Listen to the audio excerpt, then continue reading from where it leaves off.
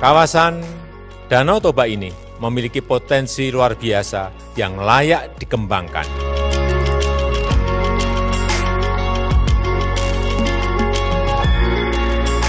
Horas, maju ajua.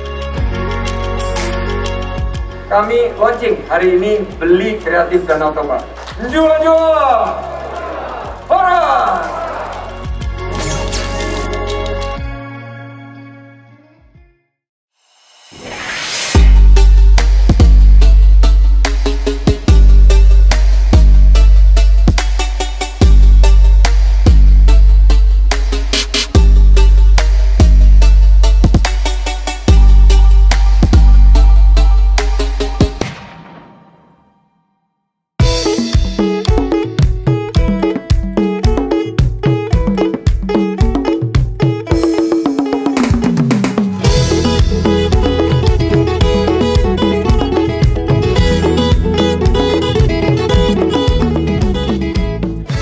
Kami launching hari ini Beli Kreatif Danau Toba.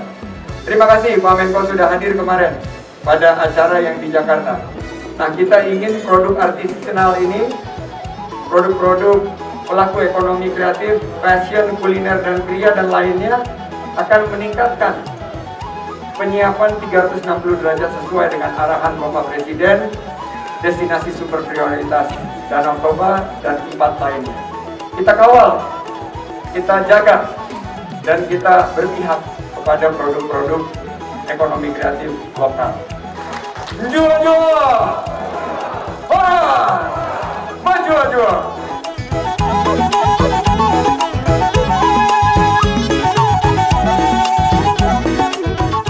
Ini adalah program turunan dari Gerakan Nasional Bangga Buatan Indonesia yang sudah dicanangkan oleh Bapak Presiden tahun lalu. Dan tahun lalu pun kami menurunkan dalam program namanya Beli Kreatif Lokal.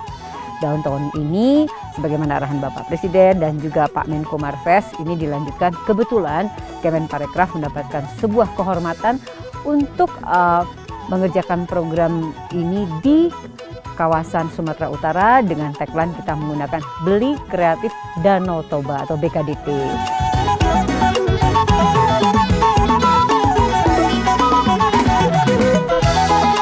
Gambarannya pokoknya ada pendampingan, ada pemasaran. Pemasarannya apa? Onboarding on e-commerce, kemudian perluasan pasar. Ini ada ekspor dan impor. Kan kita menargetkan juga untuk ekspor bekerjasama dengan e-commerce luar. Kemudian juga tentunya kenaikan omset ya, dan diharapkan dengan kenaikan omset penyerapan tenaga kerja.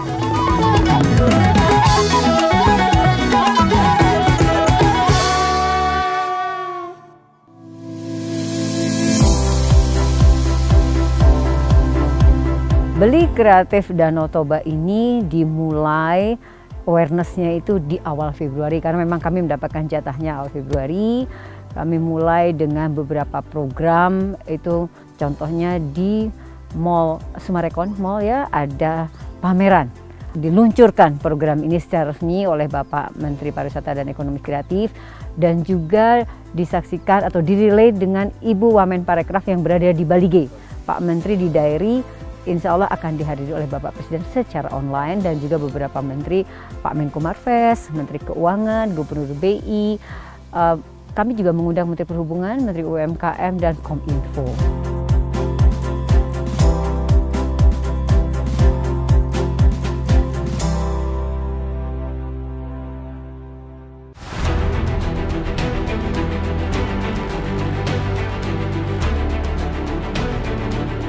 Artisanal Indonesia, apa sih artisan itu? Jadi produk-produk yang lokal itu dibuat ada kreasi sehingga menjadi ada nilai tambah. Contoh nih, ulos ini ya, ulos is ulos gitu ya, ini biasanya diberikan oleh besan. Nah tapi karena kreativitas, dia bisa jadi baju, dikombinasi, nah ini produk aircraft nih. Tentunya ada leveling nih, mana yang untuk upskilling ya, yang nanti ikut training, mana yang memang udah betul-betul siap jual domestik dan juga ekspor.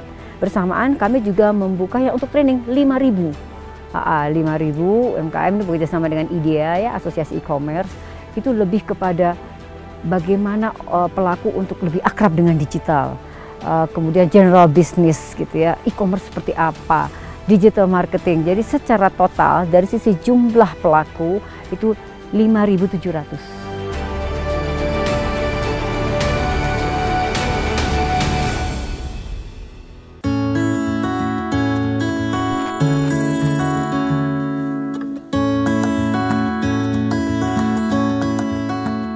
Nama saya Sina, saya produksi UKM dari Pletuno. Kita sudah mulai dari tahun 2003 dan memang saya mencintai produk Indonesia. Jadi saya punya suatu cita-cita supaya semua orang itu bisa menikmati produk Indonesia sendiri. Jadi sepatu saya buat ada yang dari kulit, ada yang dari tenun seluruh Nusantara Indonesia kita pakai bahan dasarnya. Baju juga seperti itu, baju pun kita buat bahannya itu ada yang dari ulos, ada yang dari tenun, dari batik, semuanya bahannya material Indonesia, cinta Indonesia.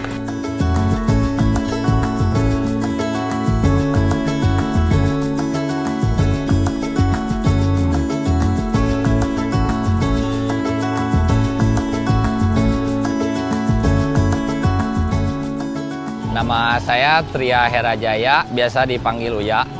Saya sebagai founder di Koperasi Classic Beans, koperasi kopi. Kalau dari Sumatera itu yang paling khas itu ya ini, kopi Tolu Batak.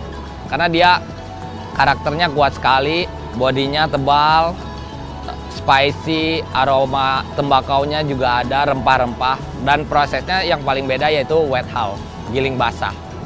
Di masa pandemi ini sangat berpengaruh sekali, terutama untuk para petani, yaitu harga buah kopinya turun karena mungkin permintaannya juga turun.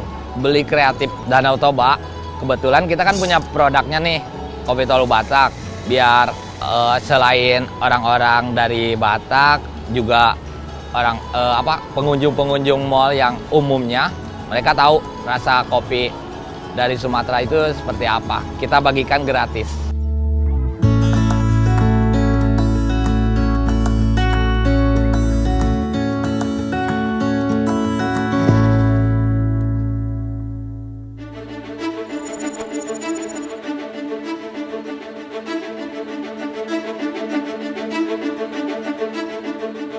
Kawasan Danau Toba ini memiliki potensi luar biasa yang layak dikembangkan.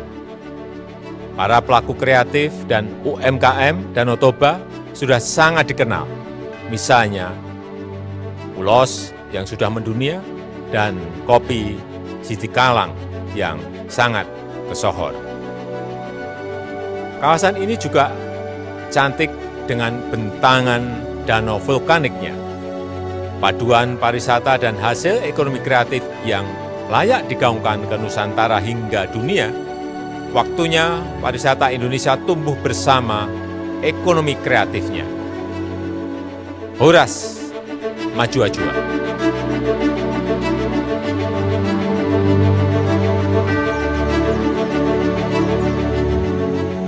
Nah, ini kita yakin ini pasti akan membawa geliat produk UMKM yang ada di Kabupaten Toba.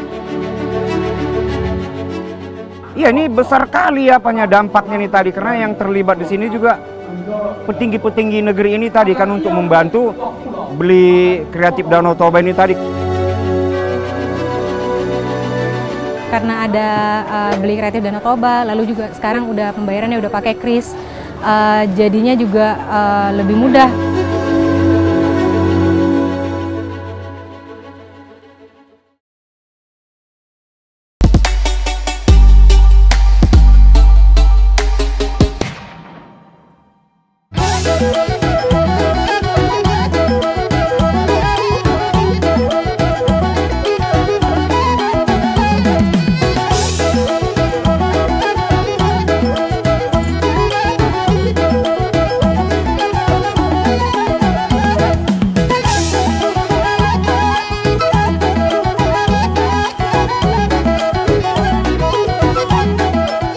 Nah, ini kita yakin ini pasti akan membawa geliat produk UMKM yang ada di Kabupaten Toba atau di seputaran Danau Toba. Karena kita lihat dari antusias para pelaku-pelaku UMKM mereka sendiri kita lihat sangat getol. Itu bagaimana supaya dia juga ikut berperan, dia juga menjadi pelaku, jangan hanya sebagai penonton di daerah Danau Toba ini. Kita berbincang-bincang dengan mereka, kemudian juga dari Dinas Pariwisata juga sangat getol untuk membantu mereka. Mereka berkeyakinan satu langkah lagi mereka akan lebih maju dari yang keadaan yang selama ini.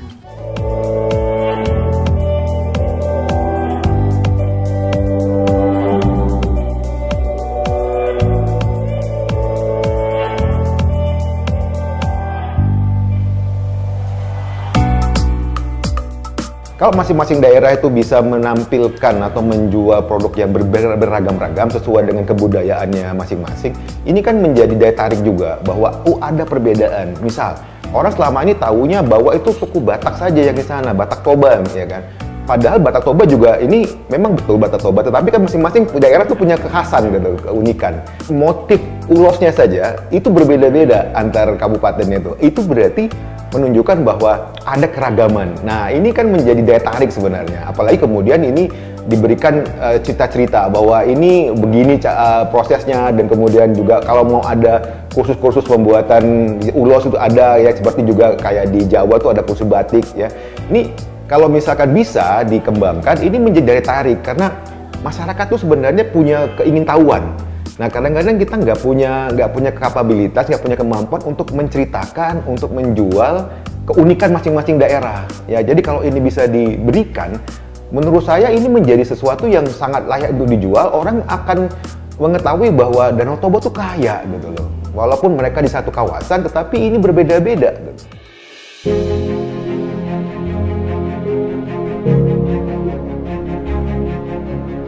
Nama saya Abdul Rifai. Sebagai penggiat kopi, dan kegiatan kopinya belum lama, masih 3 tahun. Belajarnya masih dalam segala macam proses ini, sampai akhirnya ketemu yang benar menurut standar perkopian lah. Akhirnya kita punya ciri khas sendiri, punya signatur sendiri gitu. Jadi kalau orang beli kopi dari kita itu yang kita proses gitu, bukan proses orang lain. Dari Sidikalang itu ciri khas kopinya ada gimana ya, kalau yang di ketinggian 1100 itu dia untuk orang yang tidak suka terlalu asam, dia tuh lebih nyaman karena low acidity. Cuman kalah juga di bodinya dia agak tipis. Dari itu note kopinya itu lebih ke brown sugar, ke kadang-kadang ada spicy-nya, ada juga kadang jejak mocha, mungkin ada fruity-nya juga gitu. Mungkin tergantung dari ladang petaninya. Jadi setiap kopi itu kan punya note masing-masing gitu, dan gak ada yang seragam.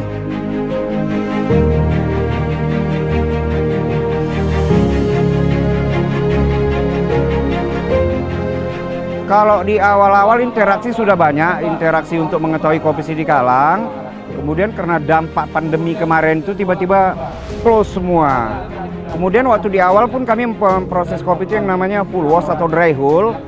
Itu rupanya ada pergeseran permintaan itu ke yang wet hull dia, yang semi wash itu tadi. Jadi kayak anjlok di situ dulu lah, stagnan gitu. Jadi walaupun kopi kita itu udah fade ini udah berubah warna, bahkan sudah old crop, kawan-kawan kita masih berusaha beli dan menjual lah. Misalnya kayak di Jawa, di Medan ada, mungkin yang ke Bali juga ada gitu. Cuman ya sekedar beli gitulah, tapi udah bisa agak membiayai apalah, ngebul itu kilang, karyawan nggak sampai dirumahkan gitu.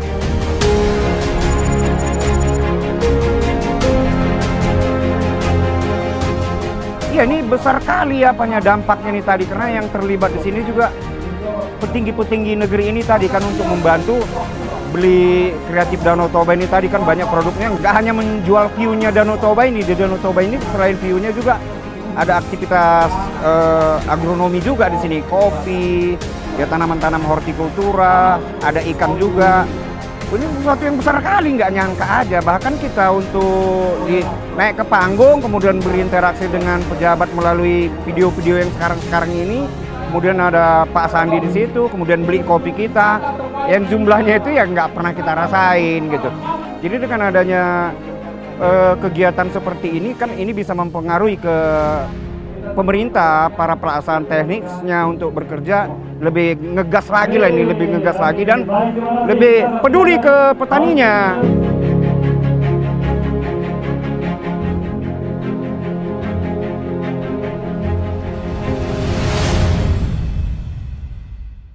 Nama saya Irfania Ramadhani Lubis, umur saya 28 tahun, usaha saya Ir dan Ir Songket Deli. Ir dan Ir ini digagas oleh ibunda saya di tahun 2014, dilanjutkan oleh saya sejak tahun 2016. Konsepnya ini kami mengusung kain songket Melayu Deli, karena dulunya kerajaan Melayu Deli itu memakai songket, namun sudah tidak pernah lagi ada orang yang membuat kainnya. Proses pembuatan kami itu, proses desainnya adalah digital, lalu proses tenunnya tetap tradisional, jadi kita tetap menjaga akar budayanya Melayu Deli. Nah, sekarang ini kami memberdayakan ibu-ibu dan melatih lagi orang-orang baru untuk menenun sehingga komunitasnya tetap berjalan.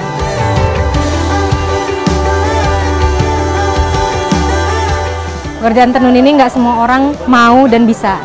Jadi kendala itu kita melatih orang tuh banyak yang pergi. Nah, sekarang ya untungnya kita memang berikan mereka upah yang pantas, lalu juga kita buat mereka kerja itu senyaman mungkin, jadi alhamdulillah komunitasnya udah terbentuk lagi. Ya alhamdulillah ya, karena ada Beli Kreatif Danau Toba, lalu juga sekarang udah pembayarannya udah pakai kris, jadinya juga lebih mudah karena kan kita juga udah di e-commerce kan, juga dibantu promosi oleh Bank Indonesia, oleh Asta, oleh Kemenparekraf juga, jadinya ya akses pasar kita jadi lebih luas dan alhamdulillah kita udah banyak hari ini ngejual produk. Ya semoga produk kita ini bisa dipakai oleh orang lebih banyak, diapresiasi juga oleh banyak orang, juga milenial juga mau pakai. Jadi supaya produk ini tetap bisa bertahan, nggak hanya yang biasanya songket itu notabene hanya ibu-ibu dan bapak-bapak, tapi kita pengen juga milenial bisa pakai.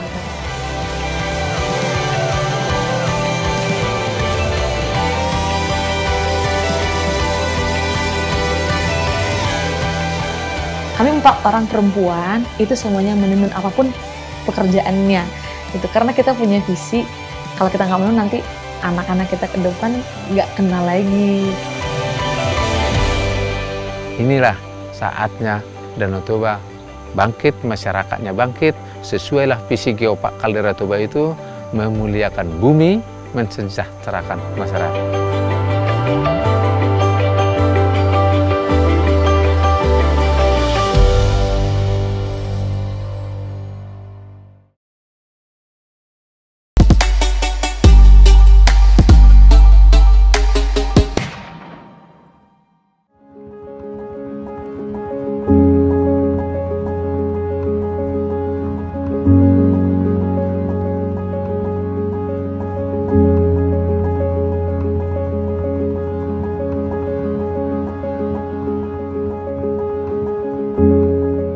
Nama saya Reni Katrina Manurung, saya sekarang berusia 29 tahun. Saya juga sebagai pendiri Dami Ulos dan saat ini saya sudah berada sekitar 6 tahunan stay di kampung di Tarutung ini seperti itu. Dan saya menamatkan kuliah tahun 2014 lalu dan sebelum saya selesai kuliah saya udah buat Dami Ulos. Kenapa Ulos? Satu, mungkin karena dari kecil saya tuh udah terbiasa dididik sama nenek saya. Kebetulan kita keturunan orang Solo dan mayoritas di sini kan semua penenun.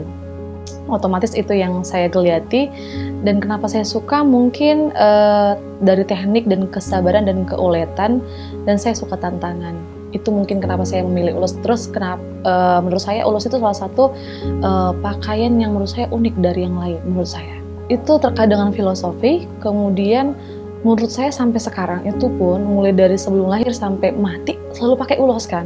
Dan mungkin sedikit berbeda dari daerah lain yang saya pelajari, walaupun ini sudah berubah jadi zaman modern, tapi itu masih berlaku sampai sekarang gitu. Dan itu yang saya tertarik dan menggali lebih dalam dan ingin melestarikannya sampai selama-lamanya.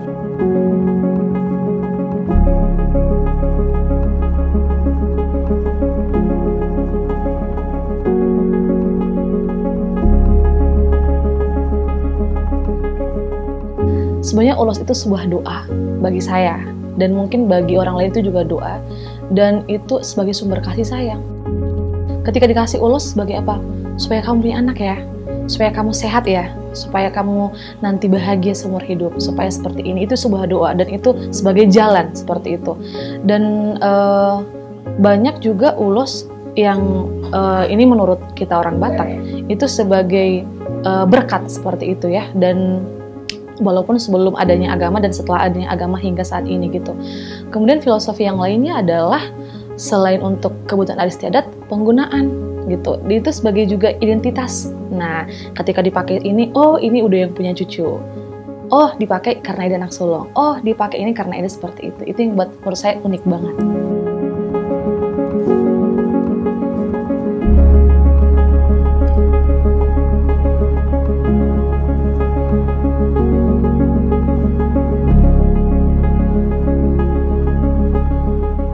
Saya mikir gini, di satu sisi kan ulos itu erat dengan ekonomi, kita nggak usah munafik gitu.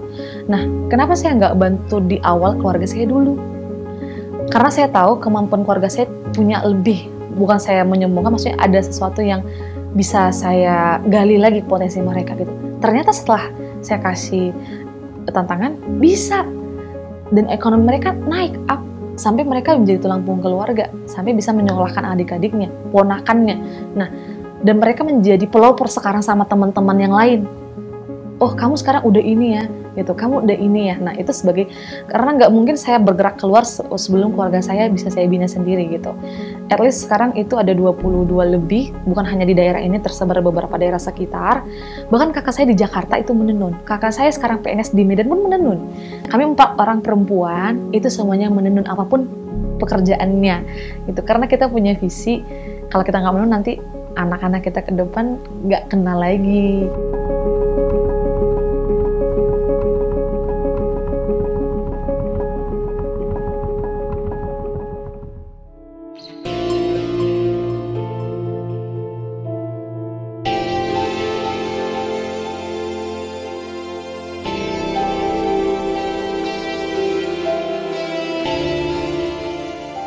Nama saya Marandu Sirait, umur 54 tahun. Pengelola agrowisata Taman Eden 100 yang juga sekaligus pengelola produk andaliman di Tobasa, kawasan Danau Toba, Sumatera Utara.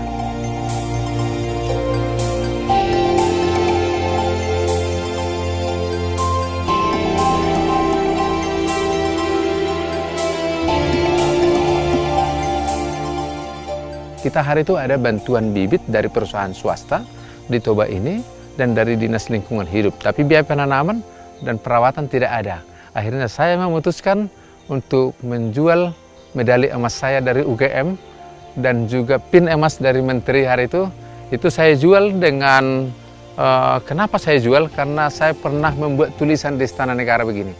Lebih baik menanam sebatang pohon di alam terbuka daripada menyimpan sebatang emas di lemari besi terkunci. Nah, setelah sebulan saya membuat tulisan itu di Istana Negara, sebulan kemudian itu saya langsung mendapat penghargaan di UGM. Saya dikasih medali emas. Karena saya sudah komitmen akan tulisan itu, maka saya harus berkomitmen untuk menjadikannya menjadi pohon.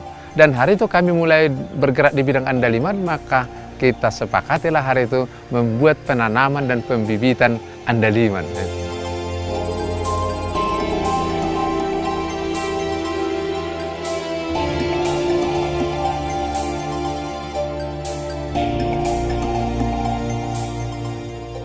Karena ada Belik Kreatif Danau Toba dan pemerintah sudah menyediakan ruang untuk mempublikasikan. Ini yang sebenarnya kita tunggu-tunggu selama ini, karena kalau kami dari pelaku UKM ini diajari IT untuk mempromosikan sendiri, untuk online sendiri, udah bingung kami. Nah, ini sangat ditunggu masyarakat, apalagi Pak Jokowi terlibat, Menteri terlibat, ini akan menjadi heboh. Dan semogalah impian pemerintah pengembangan destinasi pariwisata super prioritas Danau Toba dan juga yang sudah masuk menjadi Geopark Kaldera Toba ke UNESCO, yang dibutuhkan juga ada geoproduk dari kawasan Danau Toba.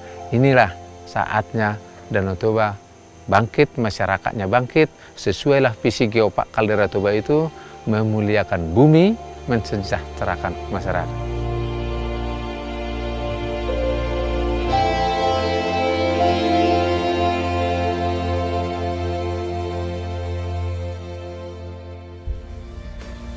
jujur ini mungkin event terbesar yang pernah saya dengar dan saya sangat excited ketika aku dihubungin awal Februari kemarin terkait program ini. Wow gitu. Dan ketika Pak Sandiaga sebagai menteri, saya lihat progresnya luar biasa, khususnya Danau Toba ya, Danau Toba sekitar sampai ke Taput gitu. Termasuk impact-nya sampai ke Damai Ules nih gitu ya.